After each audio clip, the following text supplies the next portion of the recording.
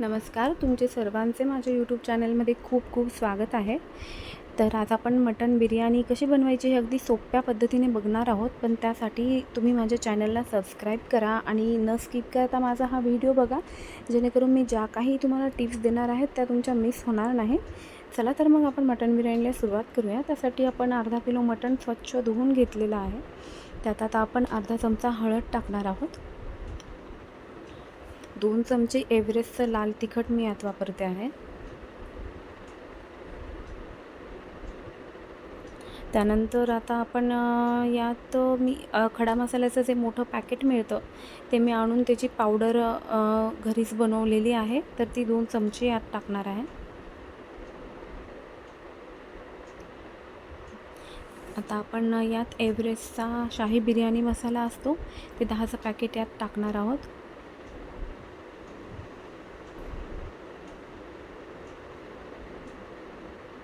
त्यानंतर आता यात 1 चमचा भरून मीठ टाकायचं.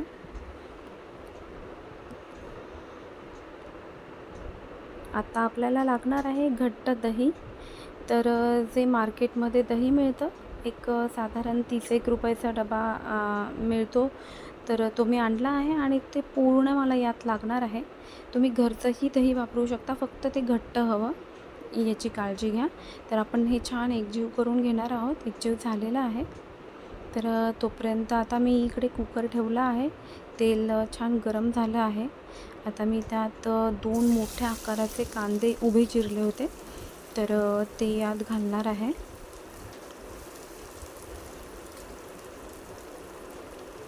आता आपण हे जे कांदे आहेत ते छान ब्राऊन कलर होईपर्यंत छान फ्राय करायचे आहेत.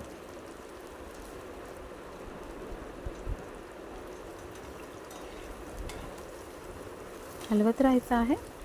आणि आता आपण एक तुम्हाला महत्त्वाची टिप सांगणार आहे मी.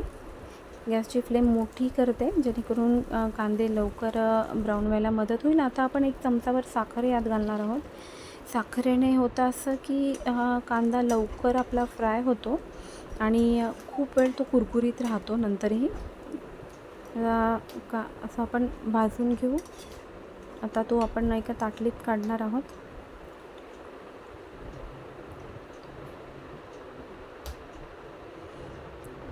आता आपण कुकर खाली उतरून घेऊया. थोडासा कांदा त्यात शिल्लक राहू देऊया आणि यातच आता आपण हे आपलं मॅरिनेट केलेलं मटण यात घालूया.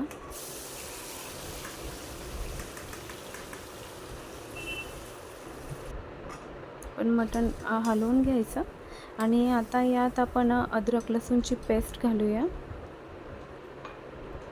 ही पेस्ट आता आपण यात घालणार आहोत आणि हे मस्त छान हलवून घ्यायचं. आणि आता आपण यात वाटीभर पाणी पण घातलं आहे. फक्त वाटीभर पाणी वापरायचं आहे आपल्याला यात. आता कुकरचं झाकण आपण लावून घेऊया आणि 6 शिट्ट्या करूया या मटणच्या.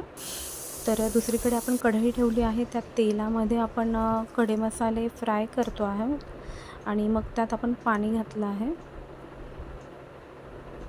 2 चमचाभर आपण यात आता मीठ घालणार आहोत. त्यानंतर अर्धा लिंबू घ्यायचा आणि त्याचा रस आपण यात घालणार आहोत. रस घातल्यावर तो लिंबू देखील आपण त्यात टाकणार आहोत. ह्याने आपले तांदूळ शिजल्यावर पांढरे शुभ्र दिसायला मदत होते. आता हे तांदूळ बासमती तांदूळ आहेत आणि मी ते 15-20 मिनिट आधी स्वच्छ धुवून भिजत घातले होते. आता आपण हा तांदूळ शिजवून घेऊया. गॅसची फ्लेम मोठी असली तरीसुद्धा चालणार आहे. मोठ्या फ्लेमवरच आपण हा तांदूळ शिजवून घेऊया.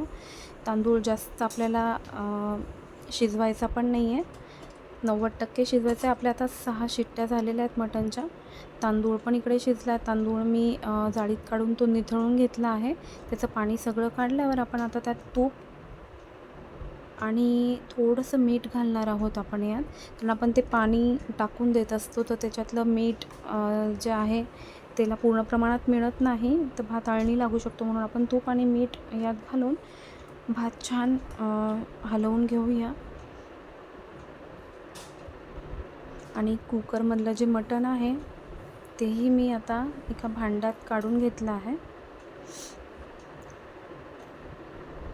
छान हलवून झालं हे पण. आता हे कुकरमधलं मटण मी यात काढून घेतलं आहे.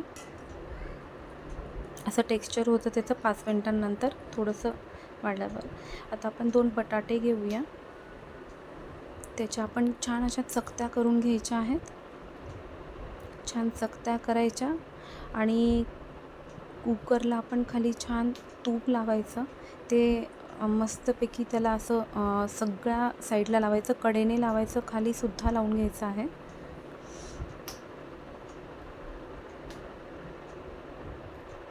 आता आपण ज्या बटाट्याच्या चकत्या केल्या होत्या तर त्या त्याच्या तळाशी आपण अशा लावून ठेवायच्या आहेत.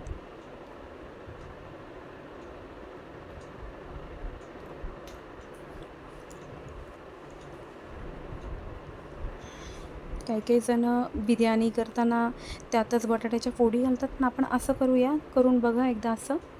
हे आपण खालून छान क्रिस्पी होतात. आता आपण यामध्ये भाताची लेयर आधी टाकणार आहोत. सगळ्यात आधी बटाट्यांच्या वरती भाताची लेयर, त्याच्यानंतर कांदा आपण तळलेला आणि कोथिंबीर त्यावर घालायची आहे. आता आपण शिजलेलं आपलं जे मटण आहे, जी ग्रेव्ही झाली आहे बिर्याणीची रेडी, ती यावर त्याची लेयर करून घेणार आहोत. छान ती लेयर झाली आपली. आता आपण यात परत भाताची एक लेयर लावून देऊया. छान भाताची लेयर लावल्यावर आपण पुन्हा फ्राय केलेला कांदा, कोथिंबीर यात घालूया.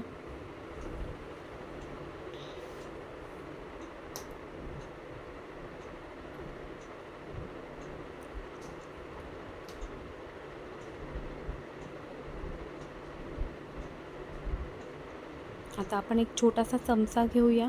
चमच्याच्या मदतीने आपण खालीपर्यंत असे होल करून घेऊया तिथे, म्हणजे हवा जायला जागा होईल,